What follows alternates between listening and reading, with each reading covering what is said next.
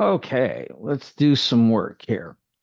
Let's kill the music and let's get started since we have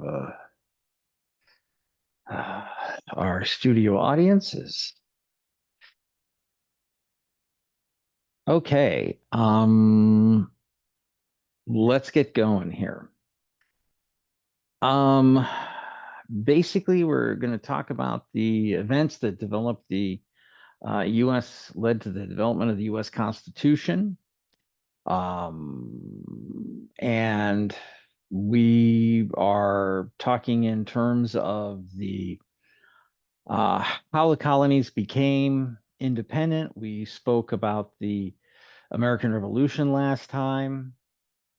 And so let's kind of get into the discussion at hand. Hang on 1 minute here. We got a little technical problem. Let's just kind of pause for a moment. Okay. Okay, so numerous things that occurred throughout British history. And the reason why the United States system is based so closely on the British is because that was our traditional um, basic uh, um, starting point.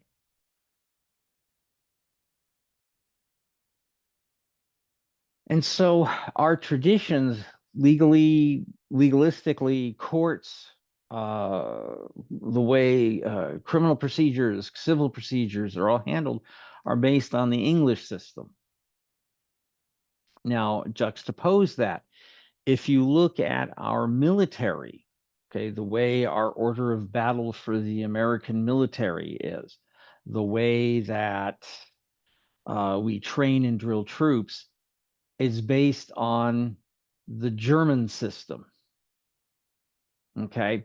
Now, why is that? When Washington was at Valley Forge, he had von Steuben train our troops. Okay. So our order of battle at the beginning of the war was like the British system, but it became our military. If you look at it, order of battle, organization of units, and everything is based on a German system. I mean, it's developed and we've kind of developed our own little thing since then, but it's been that. But our basic documents that we helped shape our Constitution and our court systems and our governmental institutions is based on British system. Okay, so one of the first ones was the Magna Carta, which laid out, and we mentioned this last time, a whole series of rights and duties. The king, are clear. His roles and rights and duties are clearly, put out there.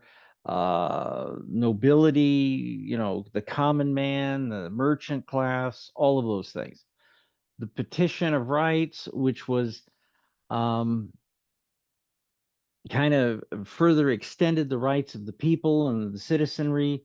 The Glorious Revolution of England, the reason why it was called the Glorious Revolution is because there was no bloodshed. They overthrew the king, and then later the king does come back. Um, and they have an English Bill of Rights, which is very similar to ours. The Enlightenment was the ideas of Hobbes, Locke, Montesquieu, all of them coming out. But kind of think of the Enlightenment, and this I'm going to kind of focus on a little bit for a minute. It is not just in the area of politics, it's in the area of sciences. Okay. The example I will use is Galileo. Okay. Now he was more Renaissance, but follow me down the rabbit hole for a minute. Galileo is the first guy to examine, he creates a telescope, he observes Jupiter, he sees the Galilean moons of Jupiter orbiting, and he determines how our solar system is wrong. The Earth is not the center. The sun is, excuse me. And he goes on and writes this thing, gets in big trouble. Years later, Oh God, what's his name? Copernicus calculates the orbits of the planets around the Earth. He calculates the distance from the Earth to the sun. He actually mathematically does it. Galileo lays it out there and says the sun's in the center, and Copernicus shows the um, does the math. Leibniz and Newton are kind of working on, simultaneously working on this. And Newton, Leibniz is the calculus that we teach you in school. It's Leibniz's calculus, not Newton's calculus.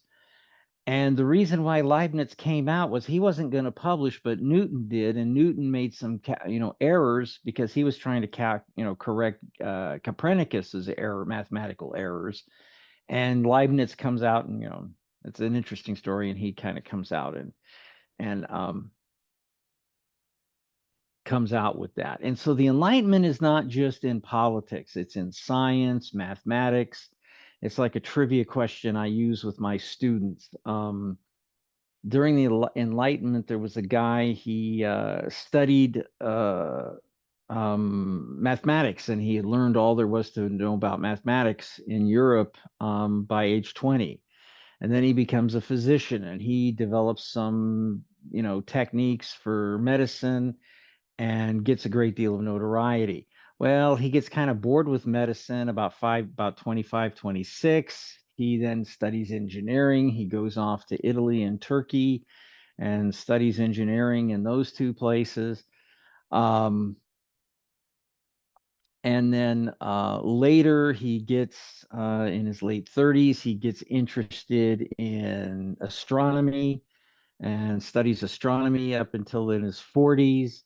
Um, he then takes a world cruise and he goes around the world studying geology and geography, writes some very learned papers about that subject.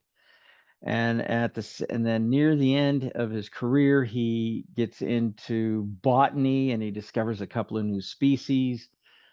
Um, but his big thing was at the end of his life, he writes all of his papers, his memoirs, he finishes up all of his paperwork, that he, wants to publish, scientifically, mathematically, everything. Kind of has everything all wrapped up in a little package, but he had collected this list of words and he was fascinated with language. And then at the end of his life, he publishes a book, and this is the book he's most famous for, a book of words. What's the man's name? And this one I do to my students, who is he? And who am I? And his name is Carl Roget. And you all know who Carl Roget is. He wrote the Thesaurus.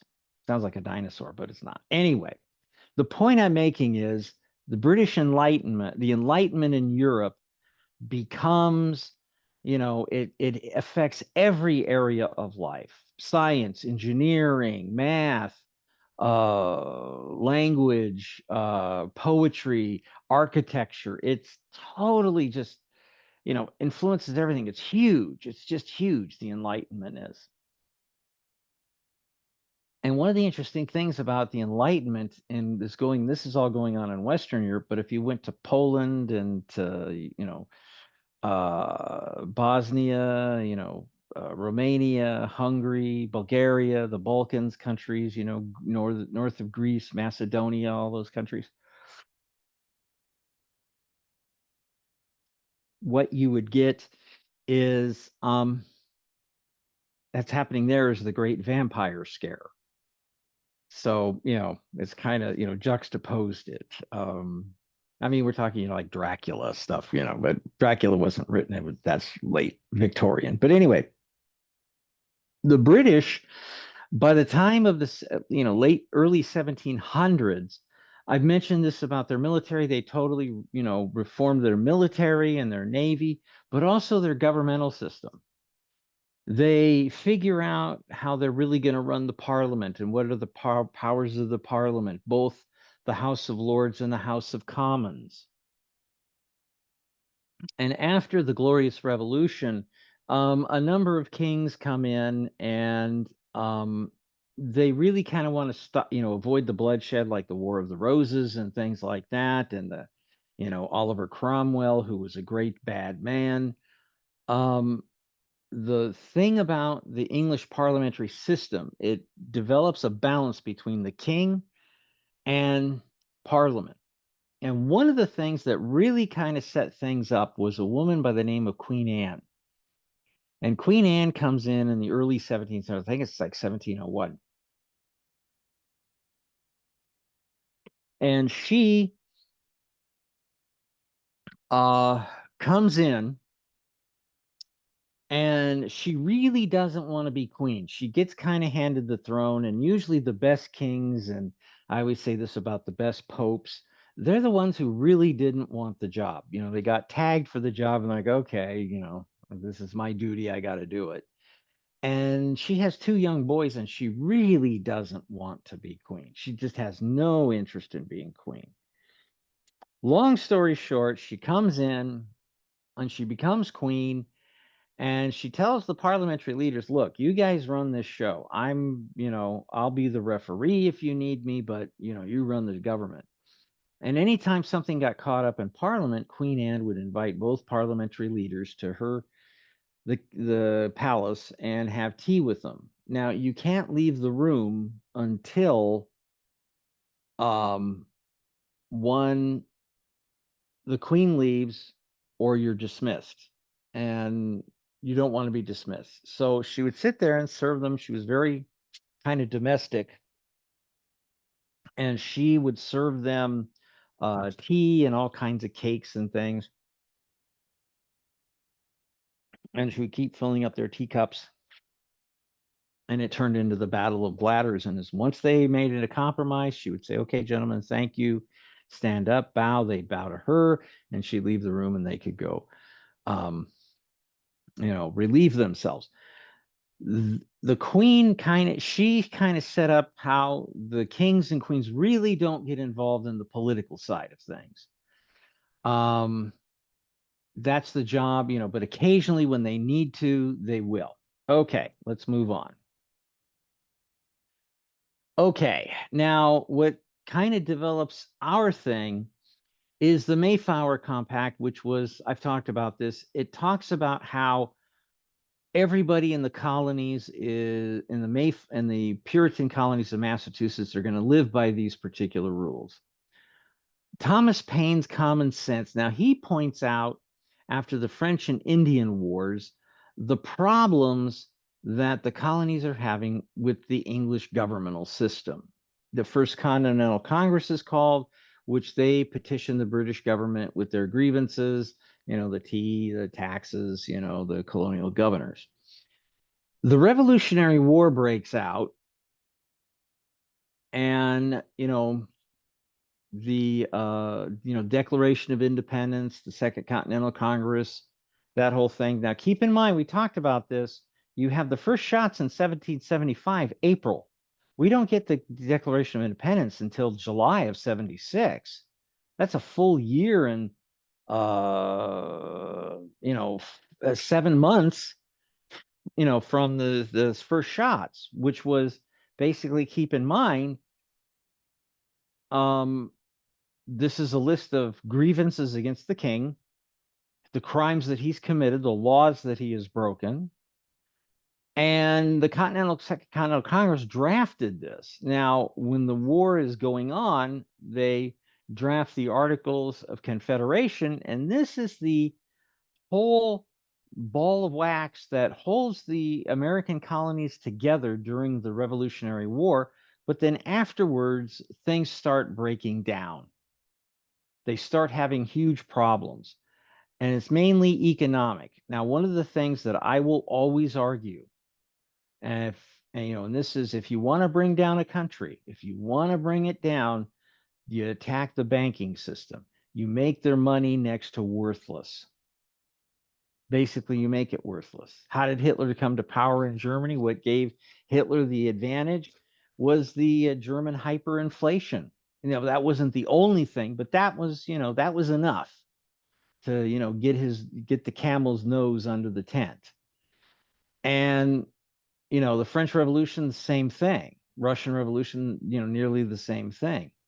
The Articles of Confederation was able to hold us together as long as we fought the war. But once the war was over, there started being huge flaws. You didn't, everything couldn't be like a direct democracy, which the Articles of Confederation kind of was. Everybody has to agree. It has to be unanimous consent. And that's really tough. The American Bill of Rights. Now, this is a key factor that if we didn't have the Bill of Rights, we wouldn't have had the whole thing. And as I, kind of mentioned, document common sense, grievances against England, First Continental Congress, problems with the British, changing of policy after the French and Indian Wars, Revolutionary War, Declaration of Independence, deciding to become independent. Okay. There we go. Articles of Confederation. And this leads to the Articles of Confederation. One of the most important things leads to the drafting of the Constitution of the United States. Now, the Constitution of the United States is a very brilliant document. Now, if you look at it in its entirety, the first three articles, the first article is about how the legislatures operate. And that was to be the most important part of our government, was the legislature. Then the presidency, then the courts. And the one thing that I talk about our Constitution was the Connecticut Compromise, in which, and it was very simple. Everybody was arguing. There was two different arguments. The more populated states should have more of a say, and people say, no, it should be equal states. The argument goes back and forth. And one of the things about, proportional representation, popular representation, the problem you have with that is that you could get the tyranny of the majority. The tyranny of the majority. Now, that's important. Keep that in mind. The tyranny of the majority. Okay. And the joke that I make about this, kind of bringing, kind of lightening the idea of the tyranny of the majority is, the joke I make about, should people who've been on Jerry Springer be allowed to procreate? Should we allow those people to, procreate? And which is, preposterous and ridiculous, but the point is that you could get a majority of people to agree on certain things, which could be just, absolutely awful. So that's why we have both representations. The ratification of it was a very difficult and long kind of process. Now, they began to meet in May of 1787. Okay, they initially made, and it was a secret meeting. It was done totally top secret. The reason it was top secret was because they didn't want everybody showing up trying to get their particular agenda into the Constitution. And it's like what I say today. Some people, like a very smart man, I've watched his show a number of times. I think he makes some excellent, well thought out points. I don't agree with them all the time, but the guy, Mark Levin, I like Mark Levin. I've listened to his radio show. I've listened to Hannity.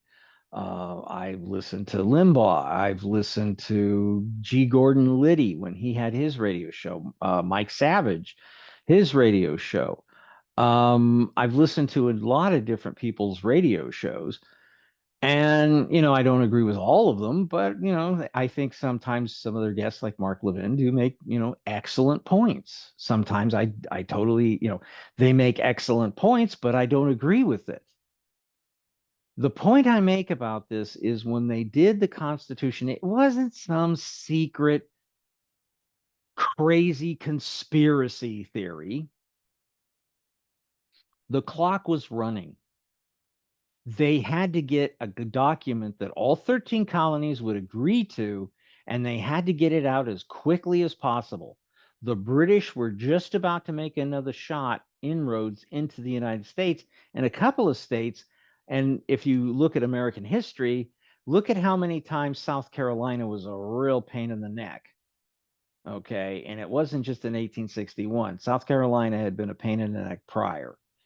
And they had to come up with something that everybody could possibly agree on.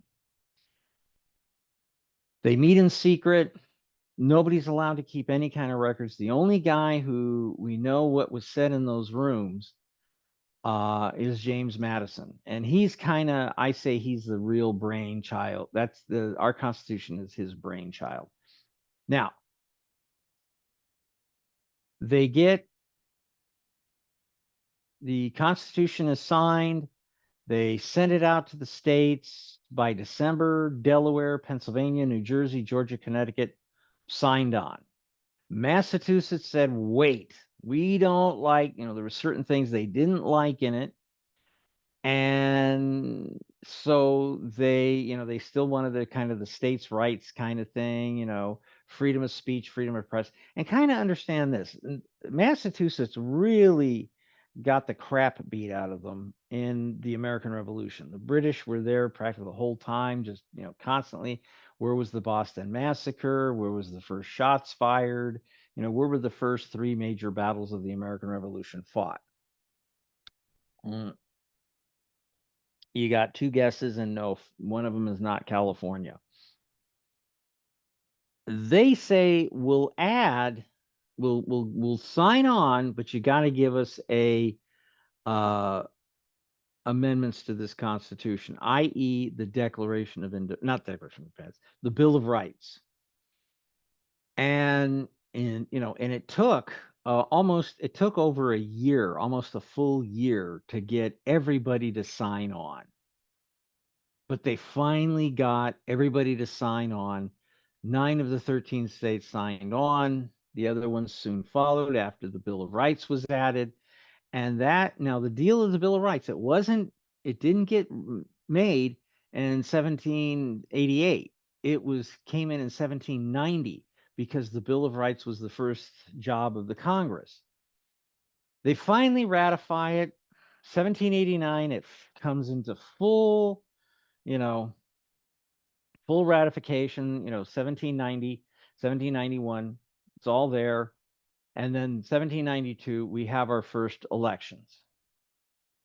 United States, 1789. It doesn't matter the month. In my mind, I always keep thinking September, and I don't know why, but 1789 gets there. Okay, our Constitution. Principles of our Constitution: popular sovereignty, limited of government, separation of powers, checks and balances, judicial review, federalism. Now I'm gonna kind of do. I'm gonna see if I want to bounce ahead, if it'll let me. Hang on a minute. Hang on a second. Let me check something here. Let me do something here real quick. Let me pause for a minute because I want to jump to something real quick.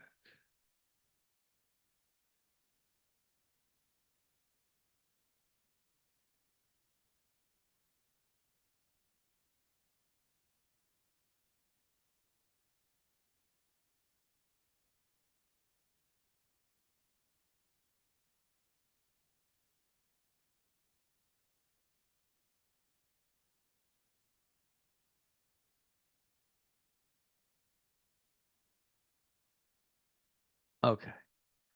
Okay.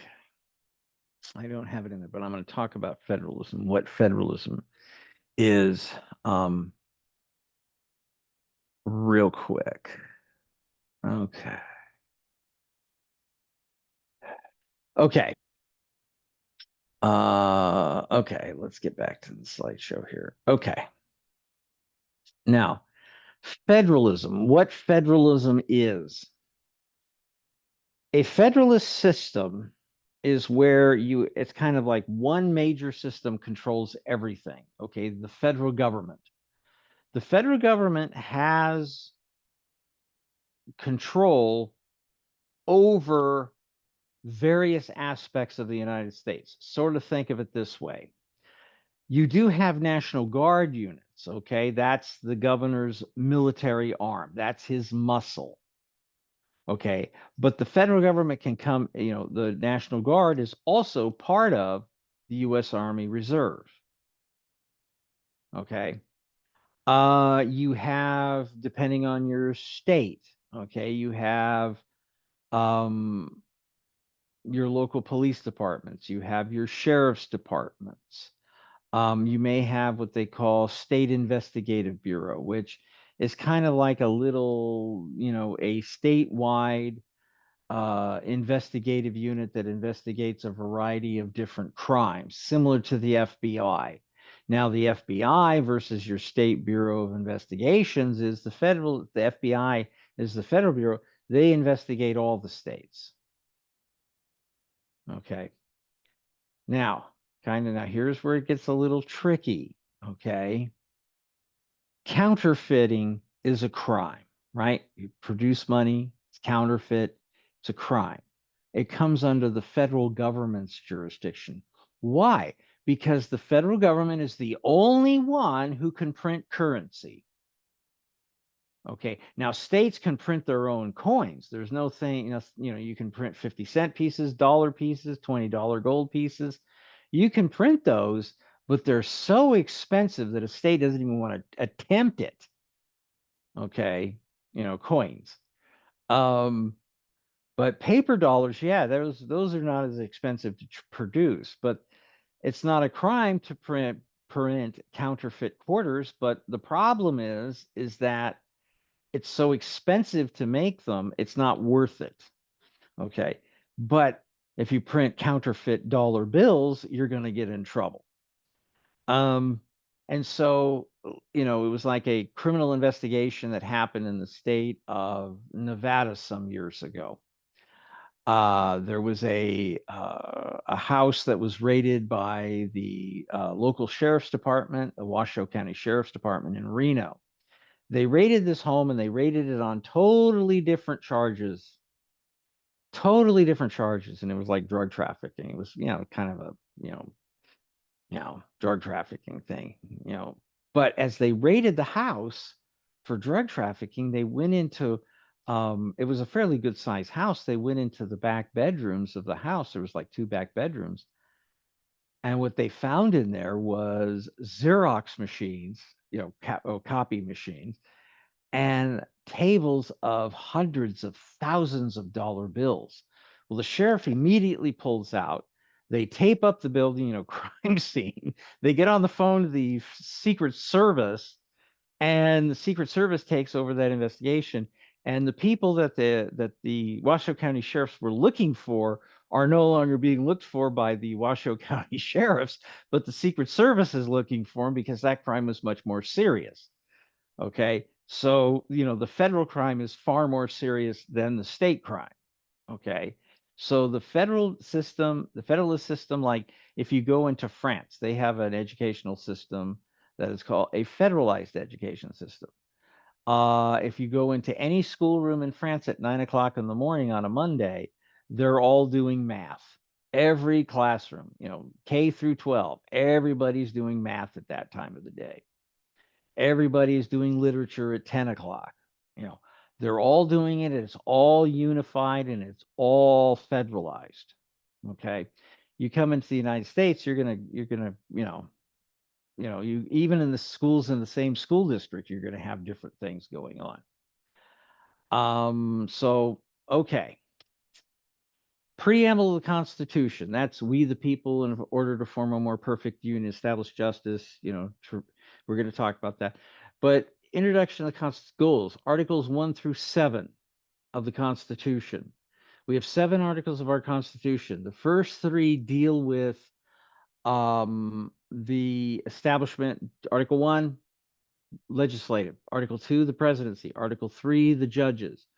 Article 4 is admitting new states to the union, how a new state gets to, I'm not exactly sure how it's like the next one I believe is adding new states to the union, the processes of ratification, and then the last article is kind of basically how a state is defined, what the rules and requirements. And one of the things about our Constitution, I will say this emphatically, it only tells you how you get in. It doesn't tell you how you get out. Okay. So seceding from the Union is not unconstitutional. Now, what says you can't secede is how the federal government said in 1861, after the firing on Fort Sumter, you have no choice. You're stuck. It's like joining the mafia. Okay. The Bill of Rights, this is one of the most important things about our Constitution. And this lays out how you have various rights, freedom of religion, blah, blah, blah. We'll get, I'm just kind of doing it. Articles 11 and 12 is basically how presidents and vice presidents are elected. That's kind of where the judicial review bit starts a little bit of what presidents can do and cannot do. Civil War amendments. Those are the amendments that end slavery, apply the 14th Amendment applies the constitutional rights to the states. 16 through 27 are a variety of articles that deal with prohibition, the presidency, how long he can, be in office. The last one, the 27th Amendment, it actually should be part of the first 10 amendments. That actually should have been the 11th Amendment, which deals with those things. Now, changes after the initial Constitution, and kind of think of it this way. The first 10, and if you want to include the 27th in that 10,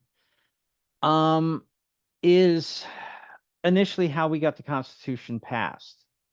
11 through 12, 13 through 15, 16 through 26, those were all added afterwards.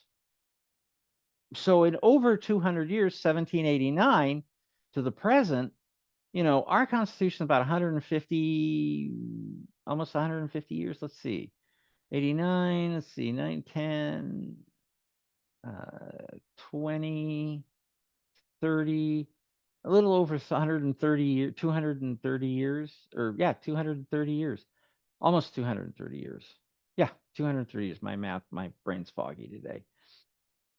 Our Constitution is pretty darn good. We've done pretty good.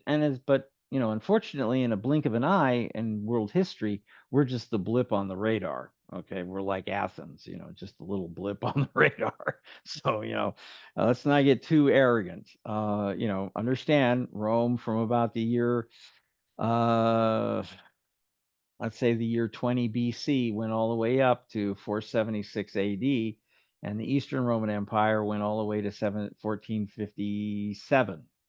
So, certain other systems have been around a lot longer than we have. Okay. The goals. This is the preamble. And what it is to promote, blessings of liberty, and to pass these blessings of liberty on to our kids, keep the peace, and sort of think of it this way. This comes right out of Hobbes. Hobbes did this. And the idea that we're going to promote domestic tranquility, these are the what I would say these are like the Code of Hammurabi. But this is telling you what our goals are, what we plan to do. Okay, that we agree to live under a government that will create laws and will follow those laws. Okay, now one of the things that a lot of people are arguing about, one of the things that people are saying is, hey, wait a second, certain people, certain groups of people get away with certain things. And at the same time, if we did that, we'd be in trouble. Now, I'm not going to point to any current political person. We're going to kind of keep this a little bit general, okay? Think of it this way. There's a very famous politician in America that took $10,000 and invested it in the commodities market. Now, the commodities market is different than the stock market. Commodities markets, you're trading on the price of oil, you're trading on the price of gold, you're trading on the price. Well, they bought cattle futures, okay? And they turned that $10,000 investment in less than 30 days, and they made over $387,000 with no losses, okay? Think of it this way. On a daily basis, you went to the track and bet on the ponies, okay? And every day for 30 days, you picked only winners, okay? That is possible. If you did that in the commodities market, there isn't a commodity trading outfit in this country that wouldn't be knocking. If you did that, and today was the 30th day, right? And somehow commodities market, they would know. These trading companies would know that you did that, and they claim they cold called it too. That was the other part. They claimed they cold called it. You just looked at the racing form and you saw Granny's Lover in the fourth at Del Mar, and you bet on Granny's Lover. But what you did was all the money that you made yesterday on Old Sailor, you're taking it and betting your entire bankroll on Granny's Lover, and you win. And then tomorrow you're betting on Gum Legs at Del Mar. You know, there isn't a bookie outfit in this country that wouldn't come to you and say, "How did you do it?" Because cold calling like that on a horse race, it's like you had a crystal ball. Okay, commodities market, they'd be. I tell you this, tomorrow morning they'd be leaning on your doorbell, and what I would tell you to do is I'd answer the door and I'd tell them, "Look, I'll talk to the first person who comes back here with coffee and donuts. I like glazed, and you want your coffee with 2 creams and 2 sugars, you know, and then slam the door in their face and see who comes back." There isn't a. And what I would say to a student in college, you're wasting your time if you did that. You'd be wasting your time. This politician did it. And they said, well, I read Barron's. Well, there wasn't a single story about Barron's and cattle futures. There wasn't a single story in Bloomberg about cattle futures. And then they came out later and said, I cold called it. Well, you know what? You're wasting your time in politics. You'd be you'd make the guy who does Amazon, what's his face? You'd make him look like a welfare case if you did that for a year. Anyway, but we agree to live by these laws, and we expect the government to apply these laws to everybody equally as well as itself. Now, this person doing it, if you did it, you'd have the Commodities Exchange Commission leaning on your doorbell, and they'd probably arrest you, because it does not happen. You don't call that. It does not happen. It will not happen. And this is an example of the social contract that Hobbes talks about and Locke. The social contract about society. Okay. The Union refers to the states, that all these states, the original 13 colonies, and now the 50 states we have, all agree to live under this system. Establish justice, apply fairness, apply the law, and uphold the law. The idea, okay, of the problems that we're having with this legalized, politicized system is that it is not applying the law equally. We are picking out people. We want to get that guy, we want to get Orange Man, but at the same time, there's other people who have committed far more serious crimes. In fact, with the crimes that they have accused Trump of, you'd have to turn yourself into a pretzel as an attorney to figure this one out. I mean, because and the one I'll point to is one that when Trump got that civil case against him, okay, and And the civil case was that he supposedly cheated the insurance companies and overvalued his commercial properties. That's how it's done on every commercial real estate loan. Okay, that's how it's done on everything. You come in and say the house is worth 200,000, the building you just bought is worth 200,000, and it's not based on the land value like your home, like you have lake access and also you have a view of a golf course in the front yard. Okay. You have a boat canal and a boathouse and a dock. Okay. Those are great assets on your house. Commercial real estate doesn't work that way. They look at, let's say, a storefront. You've got, a convenience store like, 7-Eleven or Quick Trip or Racetrack. You might have those in your, area. They're kind of a chain. You have one of those, plus you've got a bunch of other smaller businesses in there. They look at the value of the rents that those will generate, the and easements, to being on the highway, things like that. You know, that sort of thing. Like you have uh, um, a business, you have a business building um, next to Disneyland, and you could put a restaurant in there and a gift shop and da da da da. They're going to look at the value, the income that those businesses can generate. That's a commercial real estate loan. That's how they look at it. And of course, you're going to say it's going to be a little high. Everybody does. That's how it's done. That's just how business is done. And the bank will come and look at it and say, it's not really 200,000, but we say it's about 180, 85. Yeah, we'll give you the loan. That's, how it's done. So applying the law equally and being equal in front of the law. Now, here is the thing that people kind of beef about this with the courts. Okay, but how come somebody with a good attorney, gets a lesser sentence than somebody who has a public defender? Well, the point is that yeah, you do get a public defender, and that public defender will represent you just as equally hard as the person making $1 million an hour, but at least you have an attorney.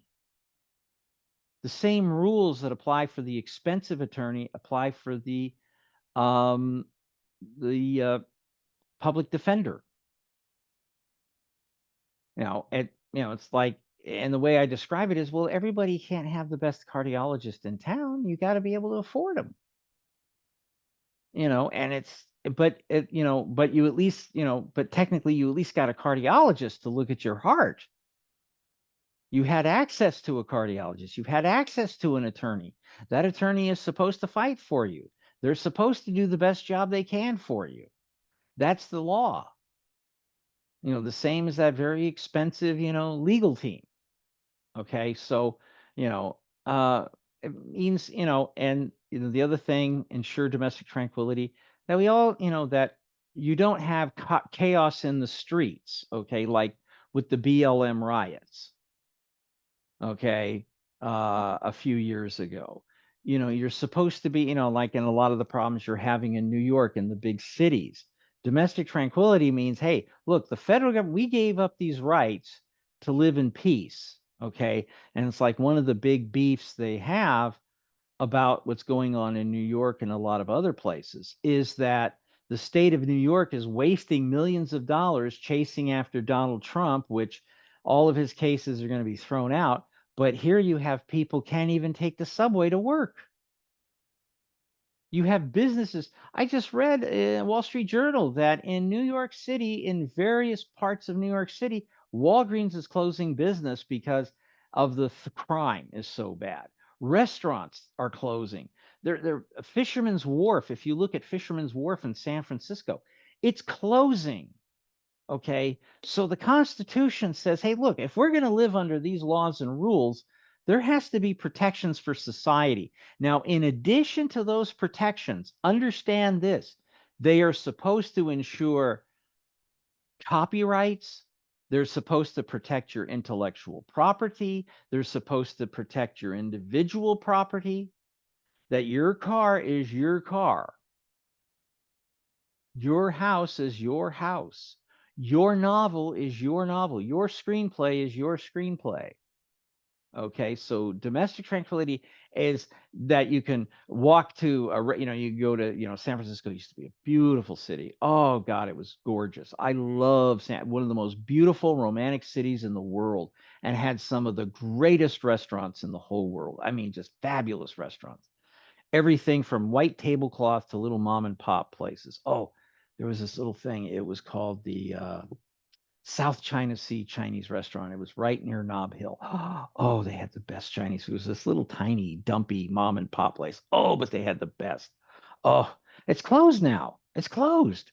Fisherman's Wharf, Alioto's at Fisherman's Wharf had been there since the 30s. It was a beautiful, best restaurant I've ever eaten in my life. Cafe Pacifica out on the avenues in San Francisco, another fantastic business. They're all closed. Why? Because you can't walk around San Francisco without being harassed by homeless, without being in danger of getting mugged. The a bunch of they used to have, like, the American Medical Association a few years ago used to have conventions in San Francisco. They don't have them there anymore. Why? It's too dangerous. So ensuring domestic tranquility, yeah, you being able to walk around out on the streets, them enforcing courts and laws, you having your personal property protected, your intellectual property protected, that's domestic tranquility. Common defense, very plain and simple. It's, we're supposed to have a navy and an army and an air force to protect the country from our enemies.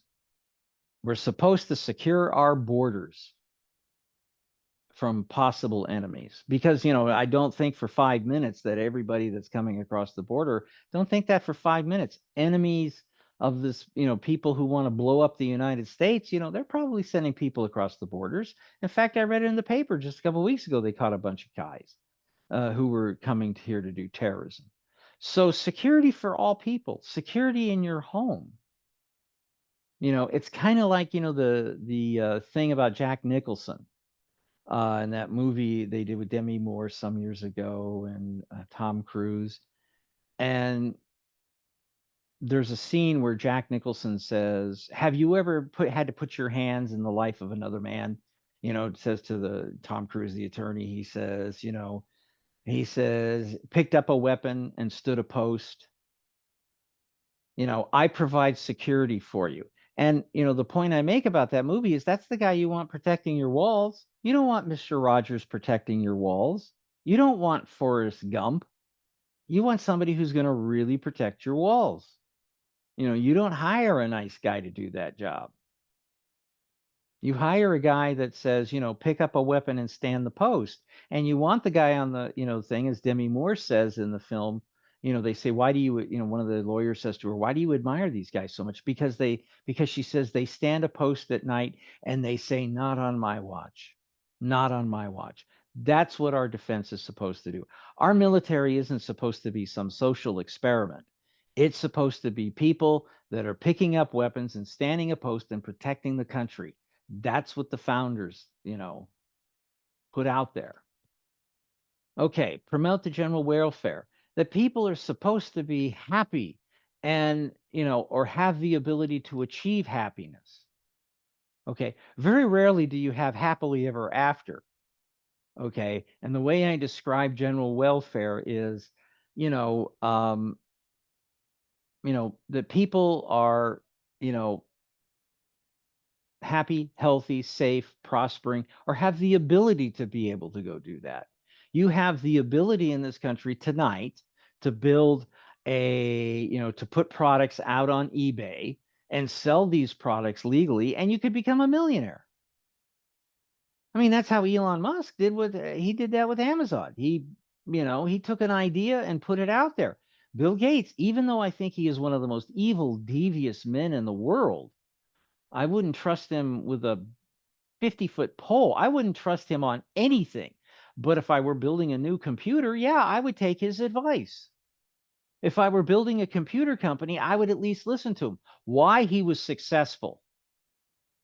He was successful, and he navigated the computers industry at a time when there was vast changes happening.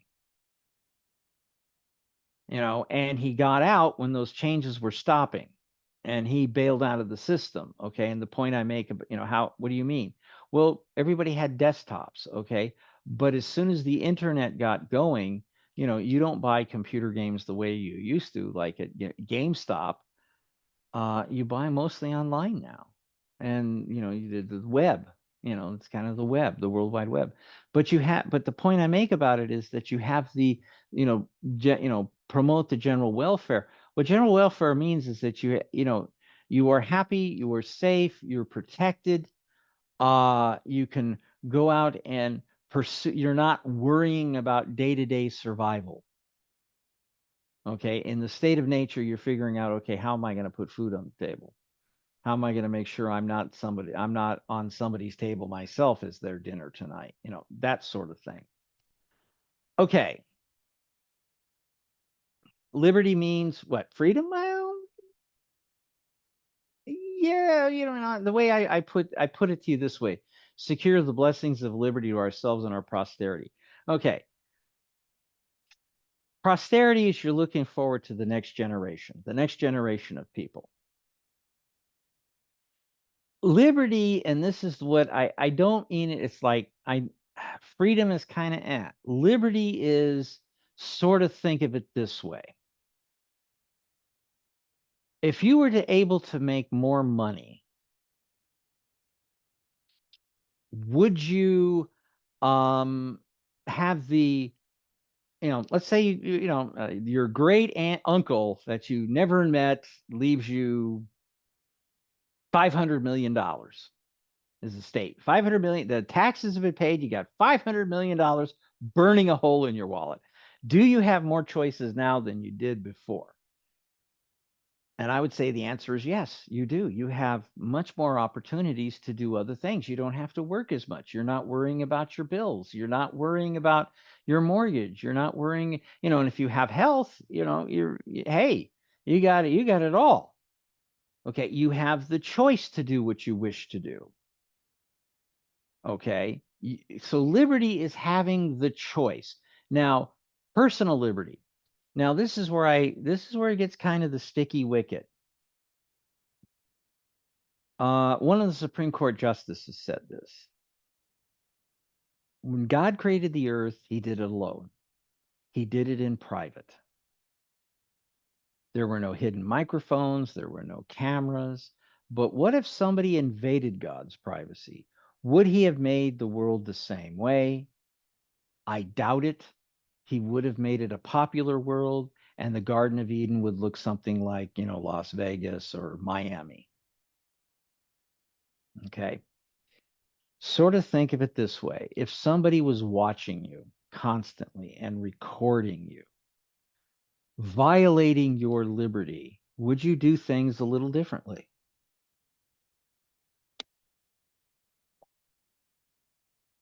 Think about it. Think about it.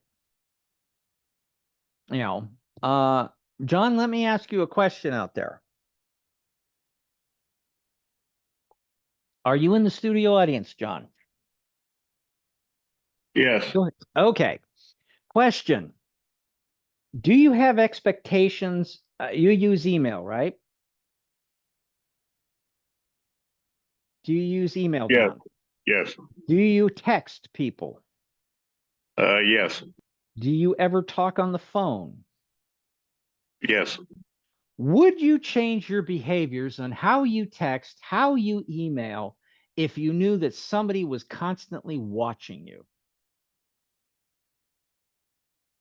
Yes. I actually do believe that is possible. So yeah, I absolutely have But you knew for probably sure. Let's changed say it. you knew for sure there was somebody watching you and Yeah. listening.